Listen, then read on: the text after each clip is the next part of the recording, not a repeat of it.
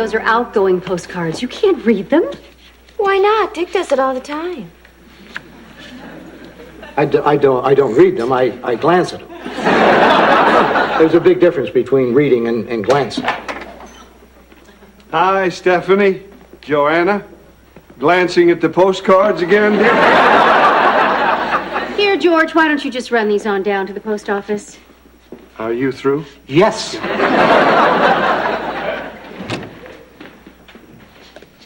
Oh, hi. Welcome to the Stratford. I'm Joanna Loudon, and this is my... You don't have to tell me. You're Dick Loudon. Have we met? No, but I feel like we have. I've read every one of your books. Oh, really?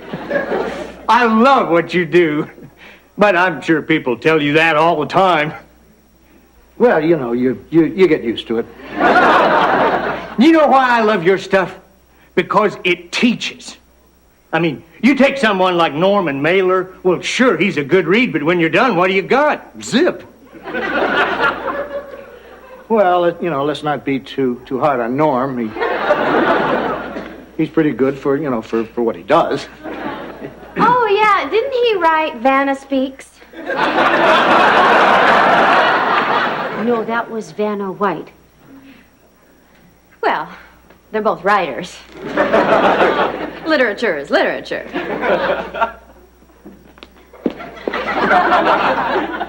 Oh, by the way, Al Griswold. Oh, please forgive me, Dick. I get carried away sometimes. You know, if you had to pick, like, your favorite... No contest. Heating systems, not just a lot of hot air. That was a good one. Especially that chapter on ductwork turned my life around. Oh, I remember that chapter. Honey, remember that chapter? We were taking the walk in the woods, and it just came to me. Right, Dick. I can't believe I'm in the same room with Dick Loudon. I feel that way myself sometimes. Well, I've taken up enough of your time. Boy, Dick Loudon. That's what they call me. So where are you staying? Well, in my car. It's a new Hyundai. Oh, well, why don't you stay here as our guest? Oh, I couldn't impose. Oh, we'd love to have you. I'll show you my typewriter. You talked me into it. Stephanie. Yes. Would you show Mr. Griswold? Al. Would you show Al to room 2? I think Al would be more comfortable in room 3. The bed's already made up. Then make the bed up in room 2. Do you really think it's polite to keep your new friend waiting while I make up a stupid old bed? Room 2, Stephanie? Boy, some guy drools all over Dick and we treat him like a king. Good help is hard to find. We wouldn't know. All right. You can freeze. Side order of slime. What's going on here? Not to worry. Cough in, boys. This is a mistake. He's a guest of ours and a big fan of mine. You're talking to Al the Mole Griswold?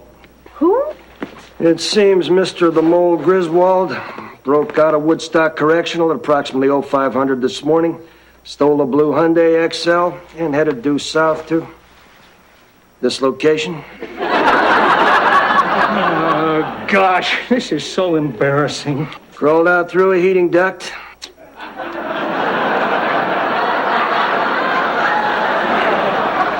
Very clever, really. Thanks. But I can't take all the credit. Dick, here. You can take him away. Thanks again for those duck tips. Whoa. Are you implying you had assistance from the outside? No. Okay, you broke me. I got help from one of Dick's books. Well, 2, actually, if you count the one that helped me hotwire that. All right, men, get this lowlife out of my face. Is there something you want to get off your chest, Loud? No, Oh, you're a tough nut to crack. A few hours under the lamp, and he'll be singing like a Von Trapp in a room full of Edelweiss. Look, I don't even know that guy. Okay, Dick. Room 2 is made up for your buddy, Al. Thanks, Stephanie. Room 2, if memory serves, the finest room in the establishment. Figures. I just met the guy 5 minutes ago. You coming quietly, or do I break out, Mr. Billy? Now, this is just stupid. Dick didn't plan the escape. He only wrote the instructions. Thanks a lot, Joanna. Should have taken my chances with Mr. Billy. Oh, no. He doesn't really read other people's postcards. He just glances at them. Oh, they're gonna love you up at Woodstock, pretty boy.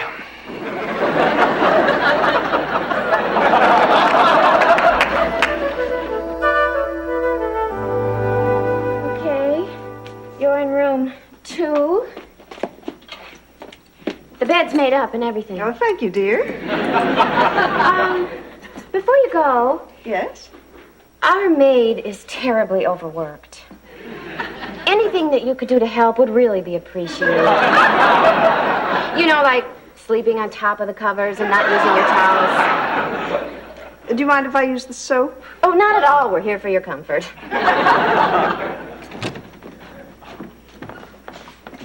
Oh, you're finally back. This place has been a madhouse. I had to check in a guest. Stephanie, I hardly think one guest constitutes a madhouse. Well, I never realized that running an inn could be so stressful. Poor you. No wonder you look so haggard all the time. I mean, I don't get it. Al seemed like such a nice guy. Dick, they're still finding bodies in his basement. Honey, just because a man is a homicidal maniac doesn't automatically make him a bad judge of writing. Well, at least the police let you go. Now, let's just try to put this behind us, okay? What's all this we hear about Dick springing his underworld buddies? Who told you that? Well, Chester told me. No, Jim, I heard it from you. Then where'd I hear it? Look, it was just a small misunderstanding that was blown out of proportion, and it's all over now. Boy, talk about lip service. You know, Dick, a thing like this could really shake up a town. Maybe instead of writing harmful books, you should use your God-given talent to write something that will help somebody. Like how-to books? Boy, Dick didn't learn a thing. Well, come on, Jim. Obviously, being inspirational is wasted here. Oh, Dick.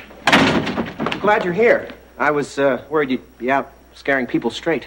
Is this whole town on the same party line? No matter, my controversial compadres. The important thing is television plus controversy equals audience. Now that Dick's part in a prison break is major tongue wags, we can just sit back and scoop up Oprah-sized ratings. I was not part of a prison break. Sure, Dick. Tell it to the judge. Now, on the way over here, I had 100 water of an idea. This involves you two. Picture this. A show devoted to the woman behind the accessory. The mall behind the menace. What do you think? I think you're demented. And it's just the tip of the iceberg. We interviewed JoJo on Vermont Today. Are you loving it? You ask the probing questions. What is it about your criminal leanings that attracts her? Michael, that is not entertainment. That is exploitation. Tomato, tomato, Dick.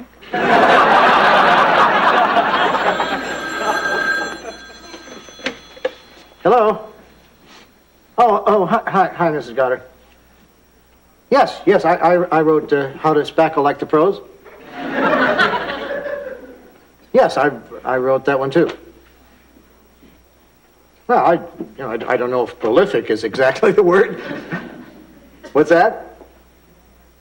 Well, you have a nice day too. That was Mrs. Goddard, the librarian. They're pulling all my books off the shelves.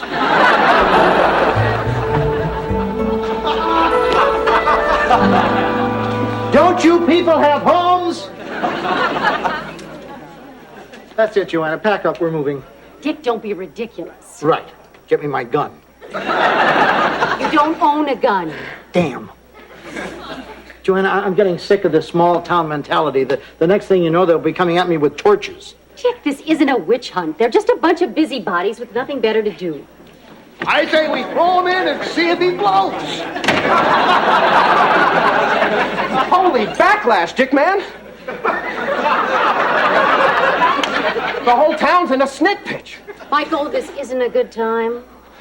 All right, well, then I'll do this as painlessly as possible. Joanna, you can't be a guest on Dick's show. Damn. And I was going to sing Stand By Your Man.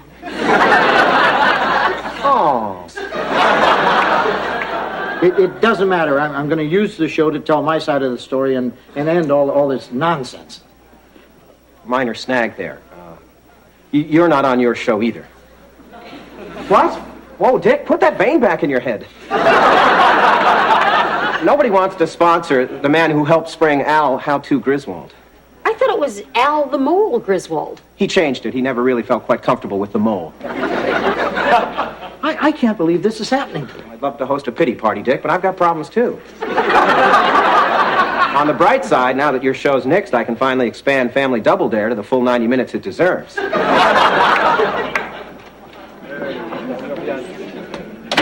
Boy, Dick, who'd have figured you in cahoots with Al How-To Griswold? George, I'm not in cahoots with anyone. The town doesn't think so. They're all trying to find copies of your books. What for? Didn't you hear there's going to be a big book burning tomorrow night?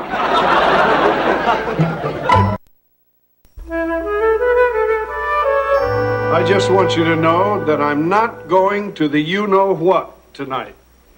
We're going to miss you when we move, George. Stop it. We are not going anywhere. Excuse me. Yes? You know, I just adore these quaint little tucked-away towns. Are there any points of interest I should see? Well, normally I'd give you one of these. But tonight there is going to be this really big book burning. Oh, how New England. Tell me, what books are we burning? His.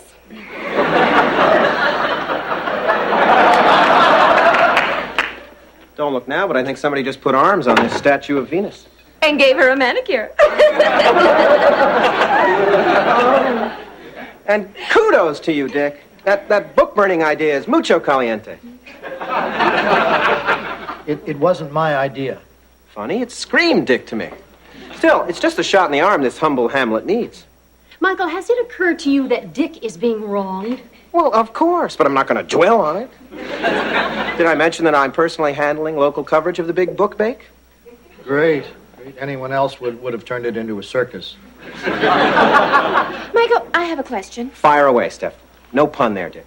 About this book burning thing, should I dress theme and go for a flashy look, or should I go subtle and try to contrast with the flames?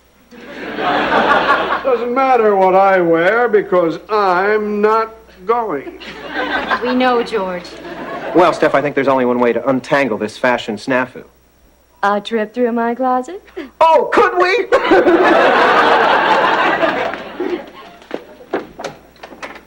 Hi.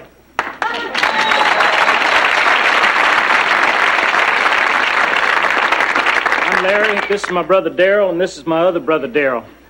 We thought you could use a heap of support during this, your time of need. Thanks, guys.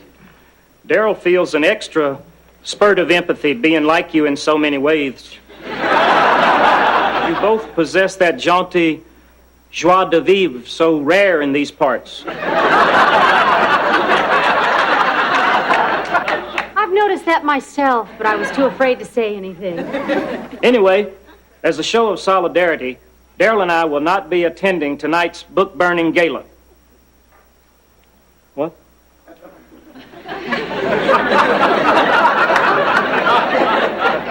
Do you feel the same way, Daryl? I may have shot off my mouth prematurely. Daryl has pointed out that not attending an event of such stature could seriously stunt their social growth. Well, they've come this far. Therefore, we will be present in body, but not in spirit. I won't be present in body or in spirit, Dick. That's the rumor, George. Come on, Darrell. I hope you saved up plenty of arm hair to curl in the fire. Well, I'm still in your corner, Dick, even though I hear book burning is a great place to meet chicks. That's where I met Joanna. Well, if you need me tonight, I'll be in my empty little room in the dark, alone. George, go to the damn book burning and have a good time. Are you sure? Yes. Gee, Dick, thanks. Well, this really galls me. In one day, this whole town has turned against you. Maybe they have a point. A maniac did escape from prison, and I was partly responsible. Honey, that was a fluke. It only happened once. That we know of. But that's the point. I mean, what if some pyromaniac was slipped a copy of my Keeping Your Hibachi Happy Volume 2? There's a whole chapter in there on starting a fire. Where are you going? I'm going to take a long, long walk, and then maybe later I'll go over and watch my career go up in smoke.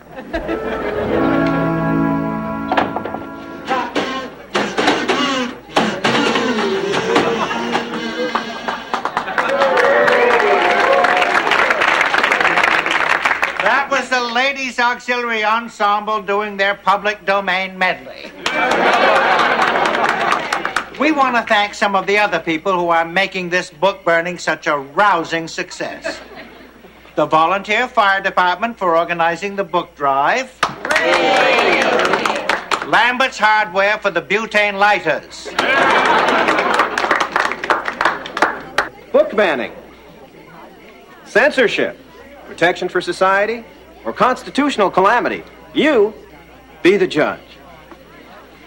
Enjoying the Burnabaloo? Oh, I think it's thrilling. A real book burning. Most people only get to read about them.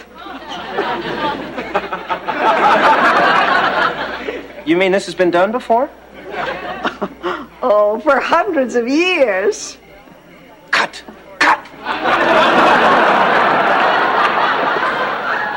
Stephanie, oh no. What? Well, I don't know how to tell you this looking as resplendent as you do, but it seems fate has made you the unwitting victim of a horrible faux pas. Ew,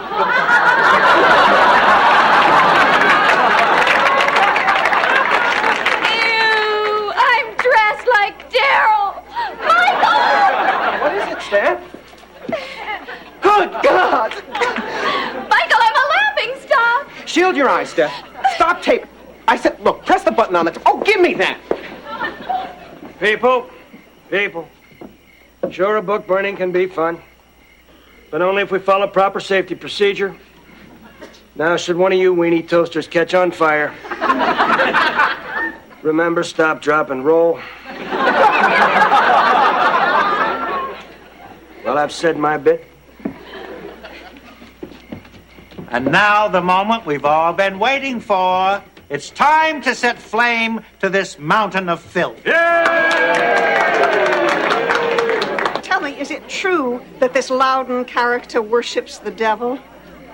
Oh, I don't think so. Of course, I sleep in on Sundays. I've heard that if you read his books backwards, they contain messages from hell. I'm sure you've heard wrong.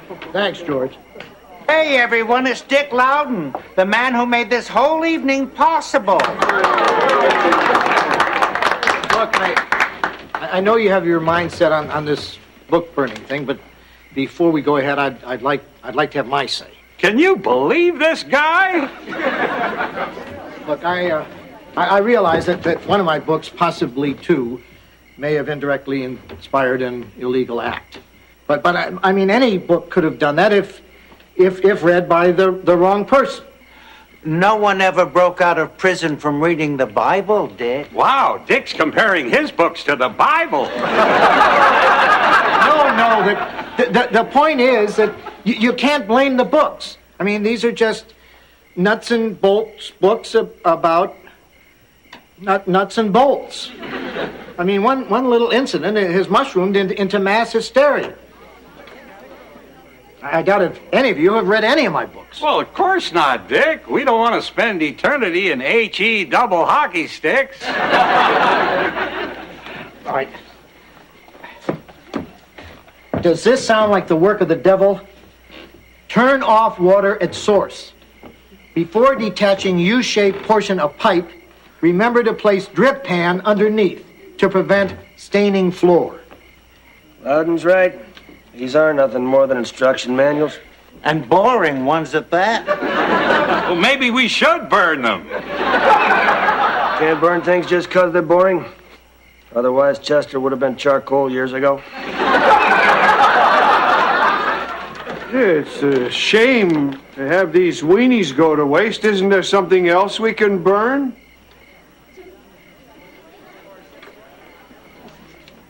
Well, there's wood. What an idea.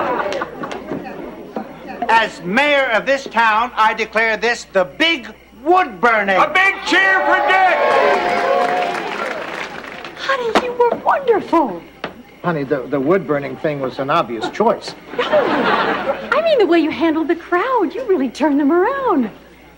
I was pretty good, wasn't I? Without being too preachy. Dick, I may be a little late for work tomorrow. If you know what I mean.